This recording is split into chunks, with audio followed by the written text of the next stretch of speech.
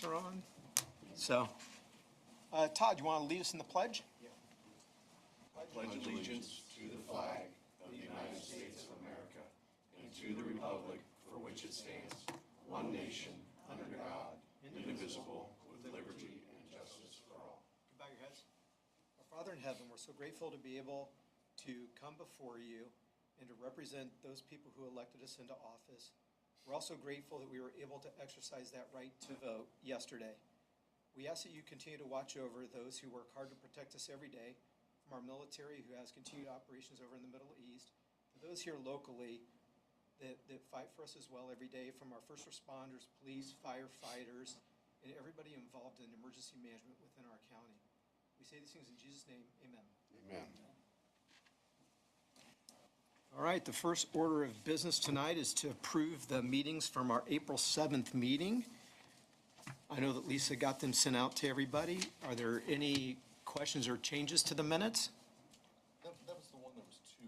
There were two that went out. There was a revision afterwards, yeah. If there are no questions, do I have a motion to approve? I'll make that motion. Thank you, Todd. Do I have a second? Second. Thank you, Brian. All in favor? Aye. Any opposed? Okay. All right, we'll start off with the general, which, the additionals for the general fund, which are the commissioners for a bridge. Nate, if you want to come on up for bridge inspections. Good evening. Good evening. Yes, so the first additional for the countywide bridge inspection, that is, I guess when Lisa and I were working on the amount that we would need to appropriate for the calendar year for those inspections, it was kind of an oversight that the billing doesn't hit until kind of the following calendar year because our inspection sequence starts in October. So they come and do the work October, November. By the time they get around to billing, it's basically late December, 1st of January before we start seeing those invoices.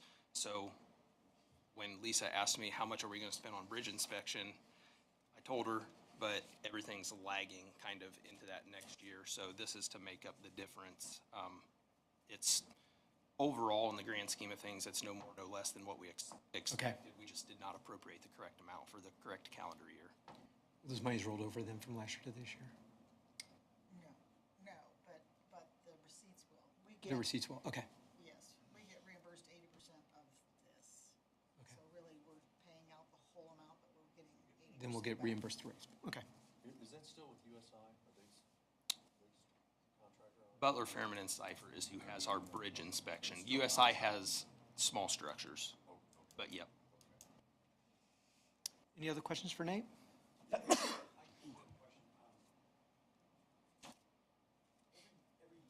I assume you have a slate of bridges that you inspect, but what is the kind of calendar, the schedule, or the routine? So every bridge is required to be inspected every 2 years. There are some bridges that, for one reason or another, whether they are fracture critical structures or they've identified a deficiency that warrants closer or more frequent inspections, some of them are on a 1-year cycle. Every 2 years, 100% of the bridges in the county are being inspected. Correct. And that would be structures 20 feet and over. Yep. Okay. Councilmember Harnish, would you mind moving over to where Vicky sits, because there's no microphone for you? I didn't even notice. Just so everybody can hear. If she comes in, we'll rearrange again. That's all right. So, thank you. Any other questions for Nate? If not, do I have a motion to approve the additional for bridge inspections for $165,000? I'll make that motion. Thank you, Brian. Do I have a second? Second. Thank you, Brandon. All in favor? Aye. Any opposed? Thank you. Next will be soil conservation. If you want to come on up. Good evening, I'm Eric Johnson, Good evening. Oil and Water. Yep. We're seeking some additional funds to train a new employee, just the overlap period. Our district coordinator, Lynn Huffman, who's the county employee, is retiring in June, and we have a new employee that's accepted the offer and a start date, so there's going to be about 10 days of overlap to train the new employee, and that's what we're seeking. Okay. Seems straightforward. Council, any questions for Eric? All right, if not, do I have a motion to approve the additional for $1,543.54 for soil conservation? Thank you, Todd. Do I have a second? Second. Thank you, Brian. All in favor? Aye. Any opposed? All right, thank you. Next up, John with EMA, if you want to come on up.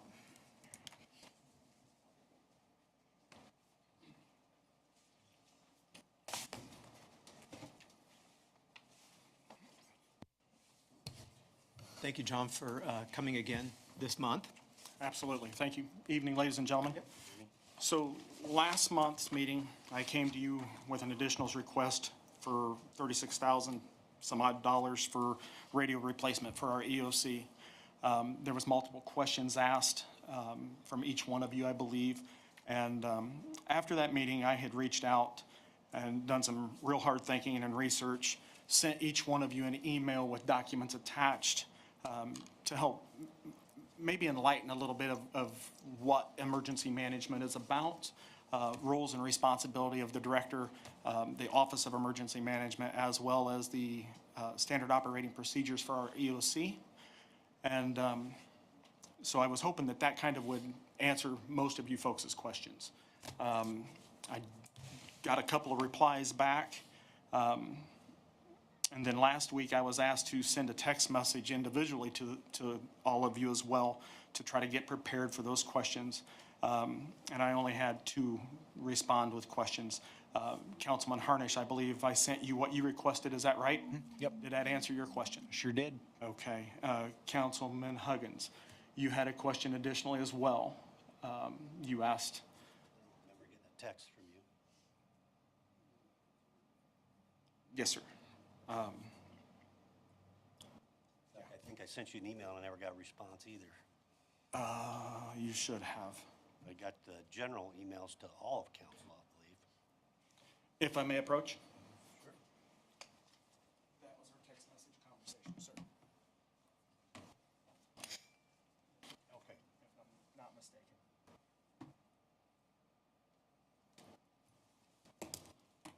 Where's your reply to that?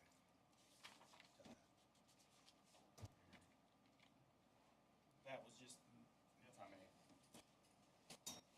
It was a text message sent requesting if you had any additional questions. Councilman Huggins sent me back a text message. And you're right, sir, I did not reply as I was taking it in as your question so I could be prepared this evening instead of trying to answer it by text. That's fine. So, but anyway, so this evening, again, I'm still in requesting that amount of money for those radios. And Councilman Huggins, your question, I'll answer that in just a few moments. So going to the several questions that we had about what is an EOC, why do we have it if we've not used it, and so forth, and using it, and I'm going to brag about this piece of paper that I received today. One of the things that I've been working on in this Office of Emergency Management is to become storm ready through the National Weather Service. And what that does ultimately, if granted, will help our community up to 25 CRS, which is your community rating system points for flood insurance. Today, we received a notification that we submitted our information, our application and so forth, and we have been nominated or approved as a storm-ready community. So with that being said, the top 3 questions on this application is list your sources of hazardous weather information with your EOC. Number 2 was list the ways that your EOC and other facilities are able to rely information. And then the 4th one, or the 3rd one is does your plan of instructions, what is your plan of instructions for that? Well, before that was submitted, we didn't know anything about these radio issues. And now that it's submitted and we've been granted, our constituents that have flood insurance are going to be able to receive up to 25 points in their flood insurance. So if we don't get this corrected, then this will be void, okay? Did the paperwork that I sent out, for those of you, and I hope that you all read it, did the paperwork that had the questions and answers, did that pretty much sum up any questions that any of the rest of you had, except for you, Mr. Huggins? I had a question here. So you sent me 3 quotes. It looks like you're going with the J&K Communications. correct. Product. Just out of curiosity, I mean, that's the middle quote. Is there something about that product, those radios that, and I think there's some installation that's included in this? Yes, they'll all have installation prices. Right. So, what was it that, ultimately was your decision? Okay, so Motorola company. is several thousand, 10 or 12, $13,000 the most. That was the highest quote that we had. Then the J&K, and then commercial For radio comparison, actually, Motorola was 46,000 and change. 693.62, that is correct, sir. And then the other quote came in at 25,000 and change. Yes, that was through commercial radio out of Terre Haute, Right. 25,416.30. And then the second brand was Kenwood at 33,382.44. And our J&K quote was 36,411. And to answer your question, Councilman, the reason I asked for the J&K quote, they're located in Columbia City. And the paperwork that I have found in my office from prior radios and installation, J&K is the one that done it. So I understand that they're familiar with this facility or this building when it comes to, they're gonna have to go back through and redo this. Have you talked to them? So do you know that it's the same guys that are familiar with this building? Oh, I'm sure it's not. I mean, that's been several years ago. Okay. But then again, they're 40 minutes, give or take, up the road versus a place in Terre Haute that's 3.5, 4 hours from here. Right. And those individuals never even came up when I requested them to look at our building to see what exactly it would take. They just threw numbers on a piece of paper. So that, I don't know how you guys do business, but I wasn't impressed with that. And of course, I want what's best for our county. The J&K guys came and took a look Yeah, at they're, it? no, they did not come here. They knew They the already- building. Yeah, the guy that I spoke to, Okay. he knew of the facility. And from talking to some other folks, he's been around for a long time. Okay. I'll take their words for it. So, but that's ultimately the reason I went with the J&K. And in this quote, the J&K, that has the upper going up on the top. Yes, that is complete 100% installation. What was, so, Motorola came in high at the 46. What was the rationale ultimately for not going with Motorola? Because I can get the same radios for $15,000 cheaper, or $10,000 Same cheaper. radios, Well, different brand, same capabilities. same capabilities, okay. Yes, sir. Was that not the case with the other 2 quotes then? What do you mean, sir? Was that, they don't have the same capabilities as? They do, but there again, the company out of Terre Haute, I wasn't impressed with how they wanted to do business. They didn't send anybody up here. They didn't talk about getting on the building. They just, this is what it's gonna take. And I was afraid that there may be more to it, and I don't wanna get handed a bill for more money after it's said and done, and so forth. And then if there's any other issues, then the travel time, how much travel time, how many times, Those that quotes kind of were stuff. installed just like the J&K? Yeah. Yeah, so you've got a quote from Commercial Radio Service. One of those quotes is for 25 grand. The other is for 33. That is correct. Those are the same company quoting you 2 different brands of radio, that's what I understand? Okay. Yes, sir. All right, so yeah, that satisfies me. Thank you. What you had sent out earlier, John, had the detailed pricing, but what's in our handout tonight doesn't, I can't get up to 33,000. Am I missing a page? Would you like to see mine, Councilman? Yeah, I think we had it earlier, but it's not here tonight. This was in our handout.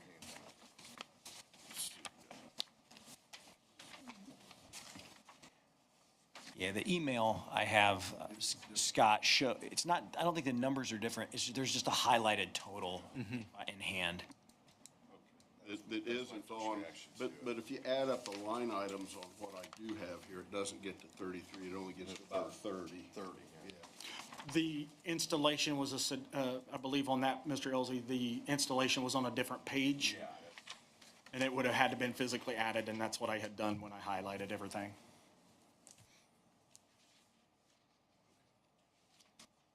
John, I know one of the issues at our previous meeting was, you know, we have been, since what, 2012, without an EOC or the radios working.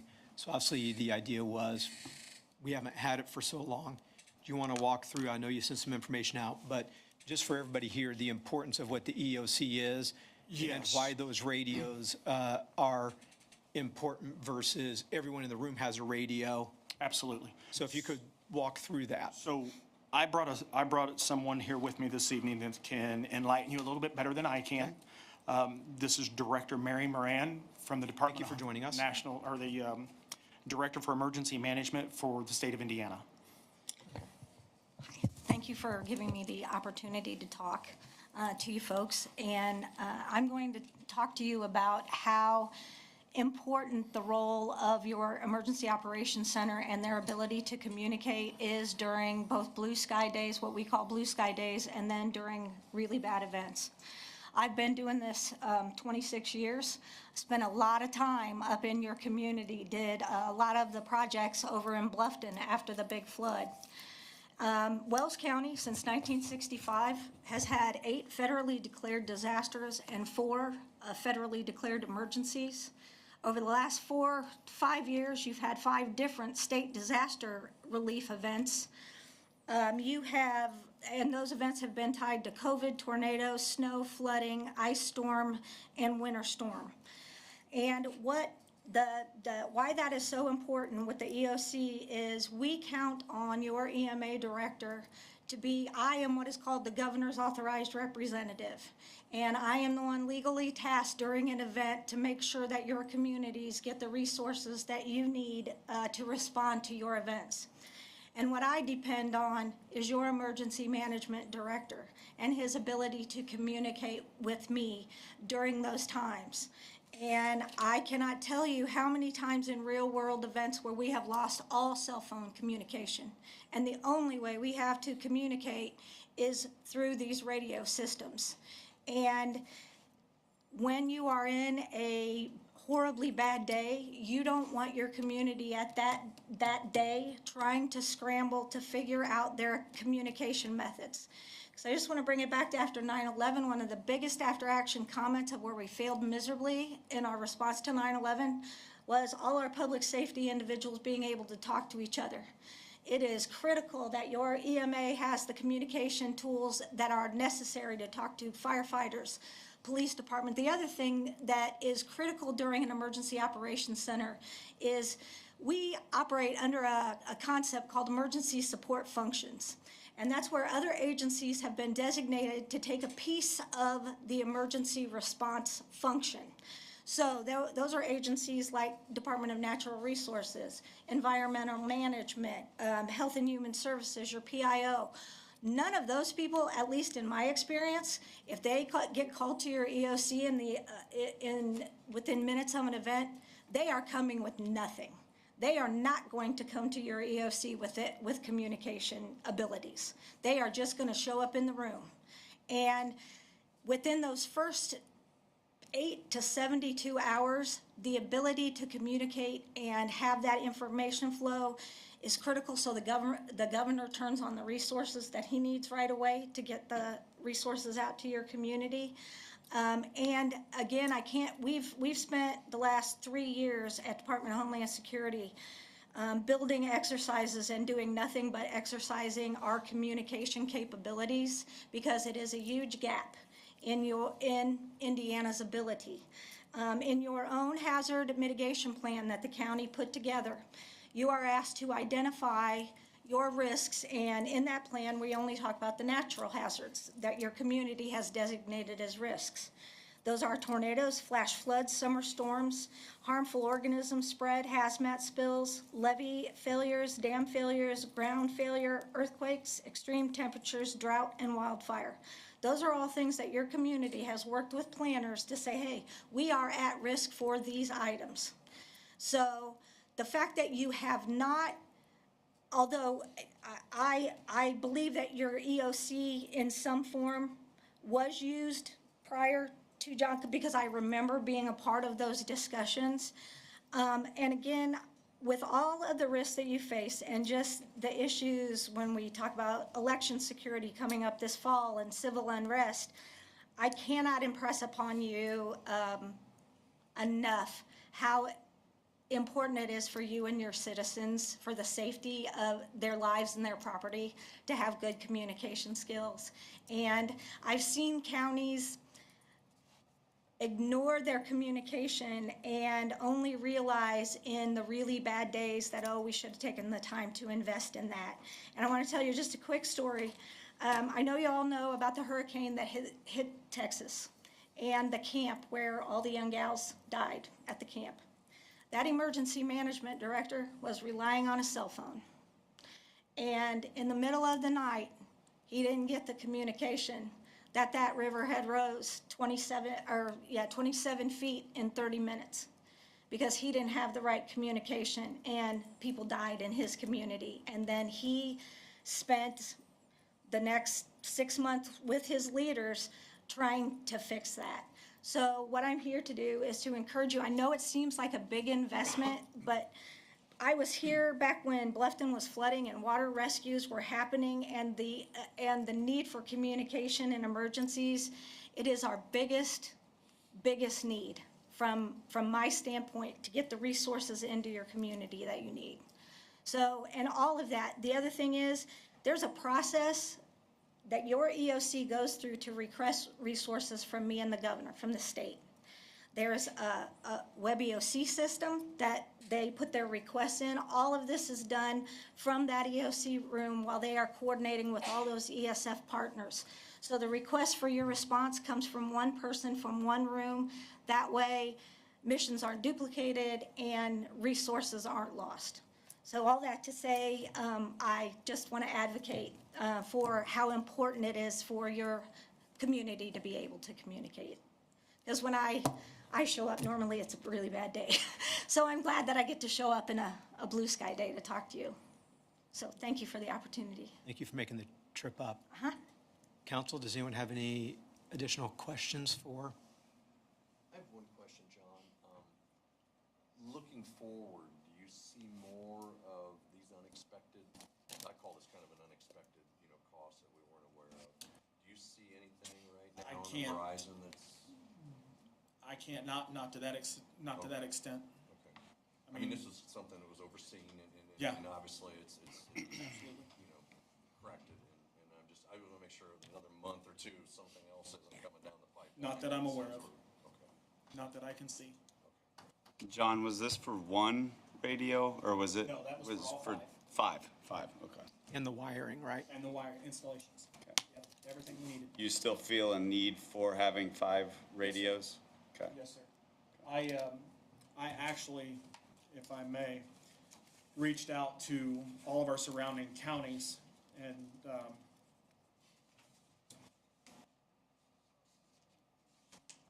Huntington County has a total of 20. They have 24 radios in their EOC just next door to us. LaGrange County, they have a mobile command truck that has 3, and then additional 7 after that. Miami County has 19 of those radios in their EOC, with 16 spare UHF and 16 spare 800, as well as, it looks like another total 10 after that. Elkhart County, which I can't compare the size of Elkhart County to us, but they have 45 of these radios. Okay. So, Steuben County, 50 total. So it's based on the size and the amount of constituents. So I think having 5 total for us is more than, it'll be just sufficient enough. because if we have a large-scale incident where we have to have multiple players, we're gonna have all the radio channels and all the radios used. I mean, if you guys look at the wall behind us, that row of fellows sitting back there all came tonight to express their feelings on what it is of being a fire chief in this county and a disaster happened, and they need to be able to talk on these radios. So that shows me this evening that they've come in support of what I'm asking for. I did remember the other bids that were provided to us, but I'm looking at this one again, and I think it's incomplete, but I believe I see 3 radios and a base station. Is that what I'm looking at here? I honestly can't answer that, sir. I don't know what one you're looking at, which. I just want to make sure, that we're priced, that our 33,000 is priced for 5. I had the same question, Scott. I'm seeing 3, and I just want to make sure I'm understanding the quote, yeah. 3. That was the one you handed out last meeting. I didn't get your email with your new ones.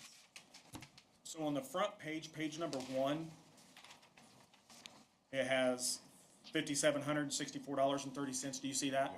Okay, so that would be times 2, because they didn't multiply it to give me all the exact numbers. They did it for 1 radio instead of 2, so that total was $11,528.60. Did that answer your question, Mr. Elzey? Because these are all dated 3/11/2000. Yeah, that was, yes, that's when we started this process. So that would be 2 of those and 3 of those, and that's your 5.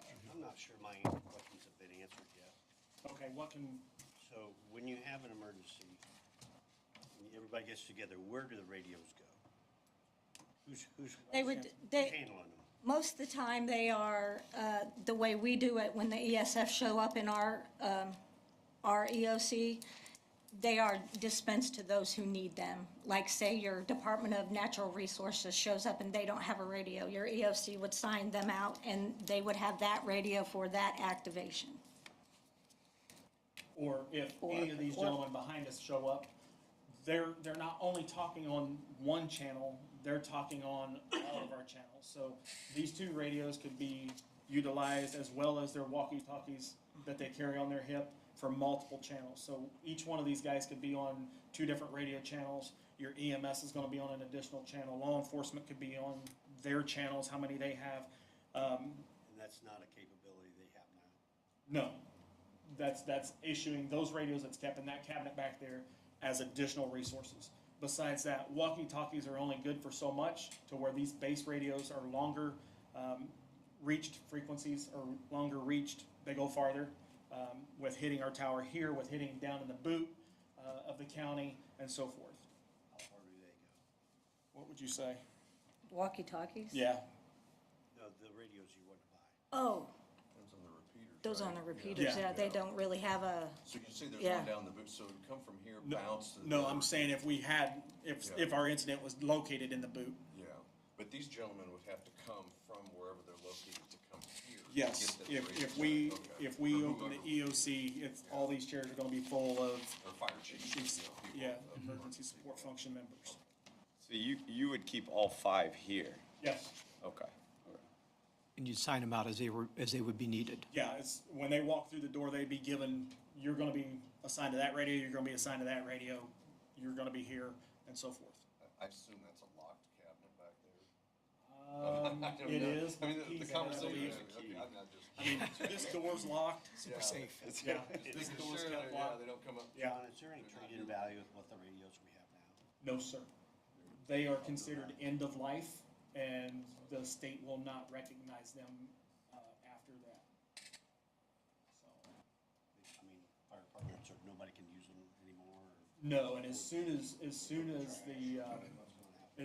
phase 2 of the IPSC state radio system goes into effect, the radios that we currently have, other than a few of the radios that are new to the departments, like, Bluffton just bought new radios, Liberty Center has a few new radios, those will be fine, but all the rest of them that they carry will be junk. Thank you. Please make sure that that locks. Yep, can do. Because I know that I keep this door out here locked quite a bit, because it's been found a time or 2 left unlocked, so, but secondary system is best. Any other questions? I appreciate Yep. the updates and information than we had before, so.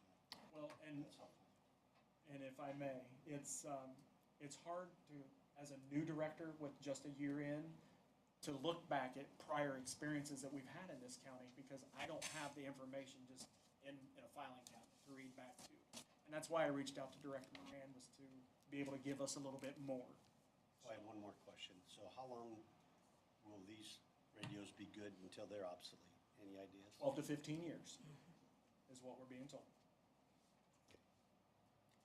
I'll make a motion to. I was getting ready to just go ahead and, if I can have a motion to go ahead and approve an expense of $36,411.05 for emergency management. Where Thank you, Brandon. would, I'm sorry, where would the funds General. come from? General? Yep. And that you feel we have those Yeah. available to us? Yep. Okay, then I'll second it. Okay, thank you, Scott. All in favor? Aye. Any opposed? Thank you, John, for your work on this. Thank you for making the trip up, and thank you to the people that came to support you. It means a lot. Appreciate it. Next on the list is the IGIO seed grant.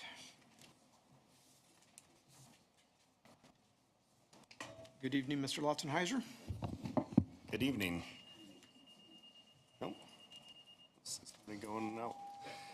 Okay, so what we're here for is to appropriate $30,000 into an account for professional services to cover the IGO grant that we got to bring up our streets and address layers on GIS to next-gen 911 standards. This is a 100% grant, so there's no local match. So we just have to put create the account, create the fund, and then as we go through the three-step process, we'll receive payments from the state and then pay Abin Marsh, which is our consultant for this project. Seems straightforward. Any questions? If not, do I have a motion to approve the IGIOC grant? I'll make that motion. Thank you, Brian. Do I have a second? I'll second. Thank you, Todd. All in favor? Aye. Aye. Any opposed? Much appreciated. Thank you. Yep. Nate, if you want to make another trip back up.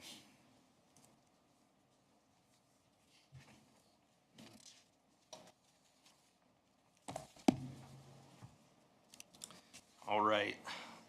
My final two items here are both pertaining to the same project. First off, I am requesting an appropriation for $495,928.78. This will be used to pay for a community crossings project. This is a replacement of a bridge down on River Road, Harrison 1059. Community crossings, as you know, is an 80-20 grant for us. I did put in my letter that this cost is anticipated to be shared with the city at 50-50 for our matching portion, and that is the second item that I had brought. Interlocal agreement. Yep. Is that total of the project, Is this our 20%? No, that is the total. Yep, It will be 20% of the 495. correct, Which will then be 10% of, correct. will be 10% of that. It's 20%, we do 10, city does 10. 10%, okay, Yeah, yeah. So, how many of these interlocal agreements with the city do we have? Do you know? that I'm I think we have another one, don't we? Yeah, for 200 South, we Yeah. have one. Okay, yeah. See Blake's back there too. Any questions? If not, do I have a motion to approve both the CCMG Harrison 1059 Highway for $495,928.78 and the interlocal agreement with the city of Bluffton to split it 50-50? So is it subject to that interlocal? Well, yeah, is Bluffton already passed the interlocal, do you know? They have not. They will be the final to sign it. The agreement's been We still need drafted. to prove it though, because we have to prove it and then they'll approve it. Correct. Has approved it. Oh, they did, okay. But then we have to prove it as well, right? To fund it. I'll make a motion that we fund that. Thank you, Steve. Do you have a second? I'll second. Thank you, Scott. All in favor? Aye. Any opposed? All right, thank you, Nate. Thank you, guys. Next, Heartland Broadband. Nick, if you want to come on up.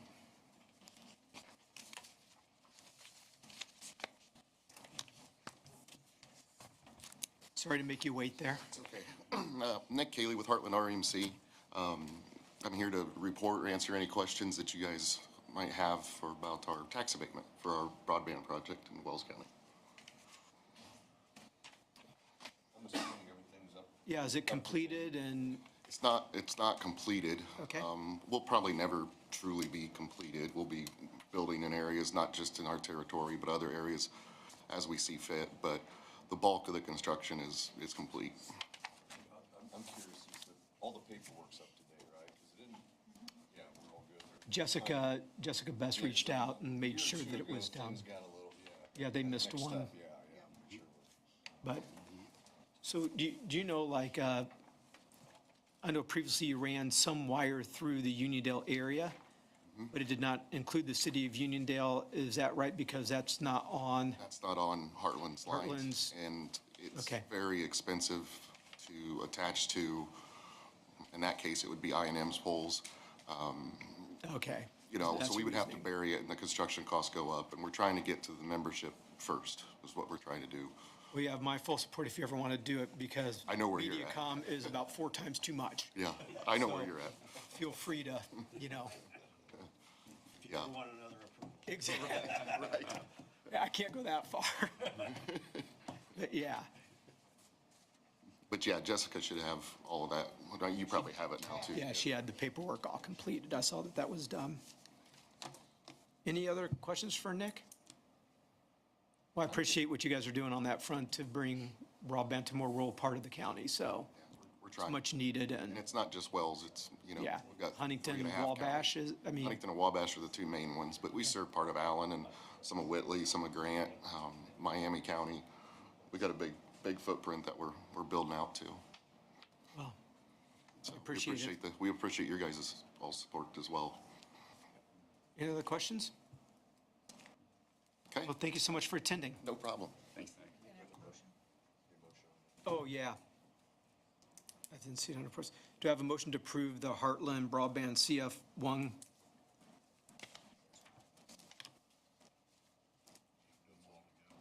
I'll make that motion. Is that, oh, sorry. Do I need to go ahead and mention? Do them all together. Okay. There are 5 of them altogether. There's 5. Okay, do I have a motion to approve the 5 Heartland Broadband CF1 forms? So moved. Thank you, Brian. Do I have a second? I'll second. Thank you, Brian. All in favor? Aye. Any opposed? All right, thank you. Thanks for the reminder. Yep. So another thing I wanted us to vote on is the MUST task force. I kind of laid out there a little bit for everybody. It's non-binding. It would just allow for, it's the president of council, so it'd be myself, to work with the mayor of the city of Bluffton with the new Senate Bill 1 and how would local income tax distributions look like.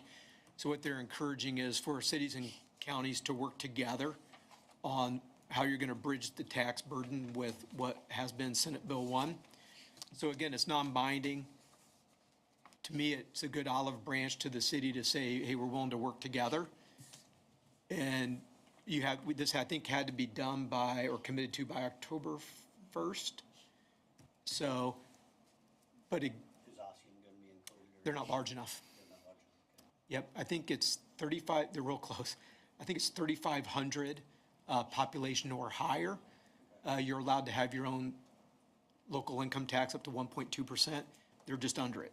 So I'm sure next census they might be, but for right now, they wouldn't be. But again, for me, it seemed like a logical thing we'd want to do working with our biggest city anyway, but it's non-binding again. So it just allows us to understand the needs of what Bluffton is along with our own, and then see if we can reconcile what that might look like. I would strongly recommend. That's, thank you. Many meetings. Yeah, Strongly recommend getting everybody on together. the same page, yeah. Are there any commissioners on that would be No, it says it's council member and city. So it's a very limited, which actually I kind of appreciate is a limited number, because I was worried if you get all the city council, the mayor, commissioners, now suddenly you got a bunch of people trying to figure it out. But I think since it was non-binding, they just said the president of council and the mayor. I think you do a wonderful job with that, so I'd like to make a motion to move forward. Second. Thank you, thank you, Steve. Because I don't have enough going on, but all in favor? Aye. I'll even say aye myself, but yeah. So the other kind of, and open up for public comment, the other last thing, is I've gotten a number of calls regarding, obviously, property assessments being, of course, you hear from the ones that are higher, right? You don't hear from the other ones. I just did some research, and with the prevalence of AI out there, I think that the software that we use, the programs that we use, doesn't hurt to re-examine on behalf of the citizens of Wells County. We're not committing to any costs, obviously, but I would like to at least have the okay to talk to Laura Roberts, our assessor, and just say, hey, you know, let's look to make sure that if we're using software and other means to value properties in our county, do we have the best available? Is it what because a couple of the companies I talked to said they could run their AI right next to our system and tell us if it's a big gap or difference. At least I think to have a checks and balances when people are calling and say, hey, no software is going to be perfect, we know it, but does it hurt to explore just to make sure we're doing the best that we can? So there's a third-party outfit out there. They are or aren't with Nexus then? They're not.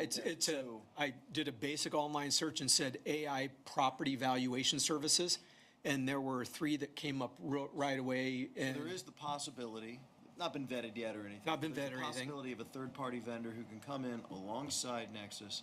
They run AI to give That's what they told me. software another look. And if we want, obviously their goal is that if they do a better job, we would, what's a better job, right? So we would just have to look and just say, does that even make sense or not? But I think at least look into people saying we're exploring it, right?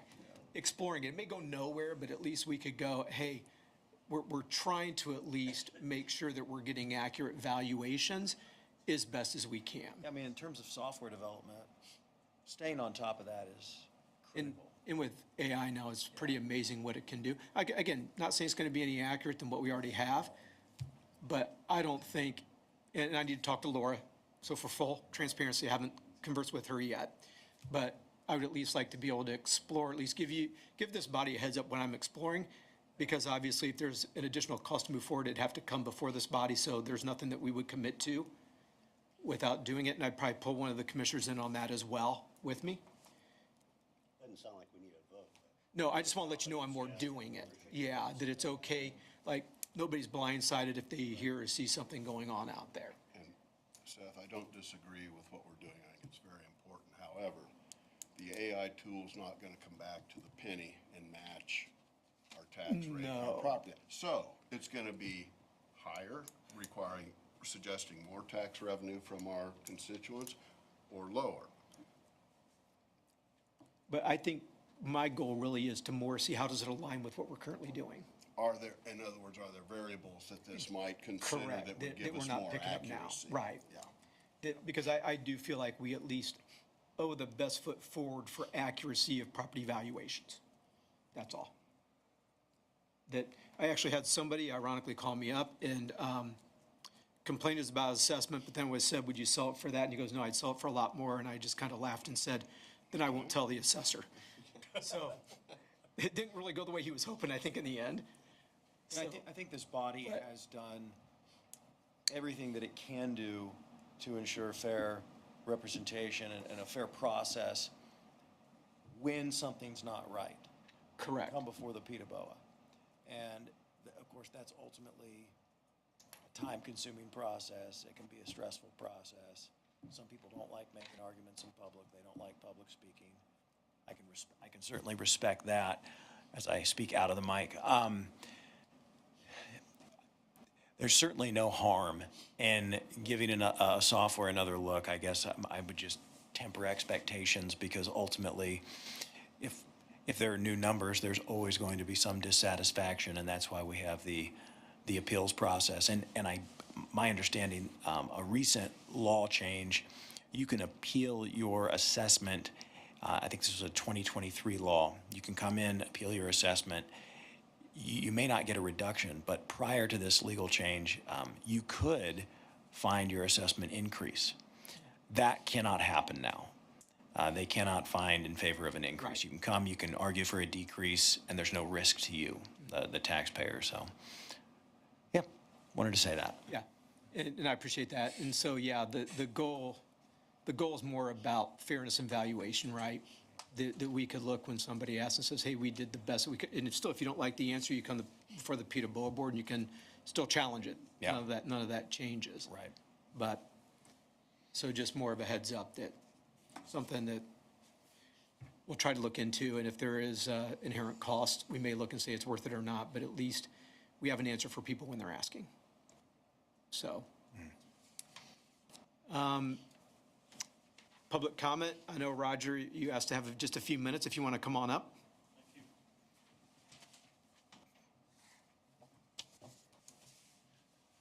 My name's Roger Thornton, 1335 Hollandale Drive. Living in the city, I also support the county by paying the same county tax as anyone else. Doesn't matter where you live, if you're in the county, you pay it. So I come tonight to ask you to think about, certainly not expecting an answer tonight, but I think that Sheriff Holliday created a great pilot program for the flock system. When we did that as a city, I received calls and concerns, and some even from government officials saying, you're going to be taking a look at us and tracking where we are. Well, I began to look at that time, and no matter what establishment I went in, including the courthouse, I was being tracked. Not my car, but me. I think in today's world, it's an essential service that we need to continue. Thus far, the sheriff has paid for that out of his commissary fund. I, along with many of you, attended the candidate night, and I heard there both sheriff candidates, both the successful and unsuccessful one, talk about the need to do more to try to reduce recidivism, various issues that the people come into the jail with. I'm asking that you consider when you can, hopefully it's this year, but the news is pretty clear that your task is rather difficult this year. I hope you could begin in terms of some financial support, but I'd like to see our new sheriff have the ability to use the commissary fund, at least part of it, to do things that he sees essential in running the jail and dealing with those he encounters.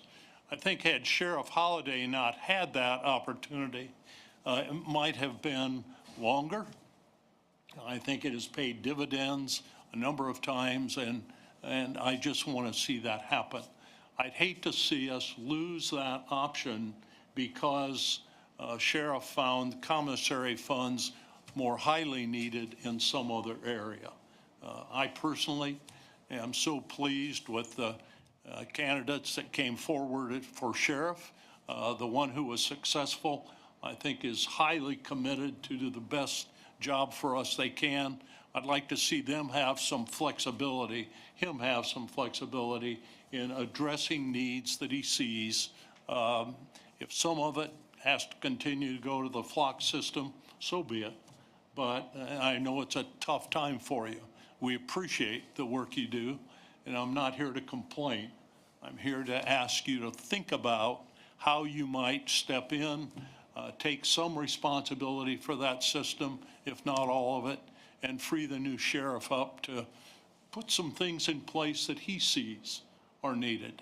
A new set of eyes always sees things a little differently, and I'd like to see him have that freedom. Glad to answer questions. Again, don't expect an answer tonight, but just hope you'll think about that as you approach the budget process. Thank you, Roger. Thank you. Appreciate your time tonight. Thank you. Anything else from the crowd?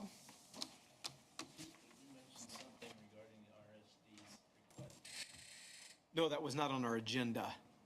Do you want to go ahead and come on up, Blake? At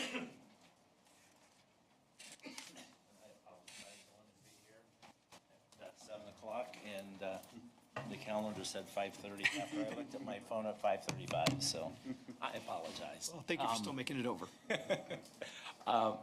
There has been a request coming through the RSD, and we've assisted many of their projects from day one. And maybe help me explain it, Lisa, but the L.A. Brown has been supervisor, I'll call it that, on a part-time temporary basis, getting paid his salary through that organization. It's kind of like the solid waste. We have an employee down at the recycling center. He's an employee of that organization, but he receives funding as a pass-through through the county. So he'll have a salary, he'll have perf, he'll have benefits, but that organization then reimburses the county.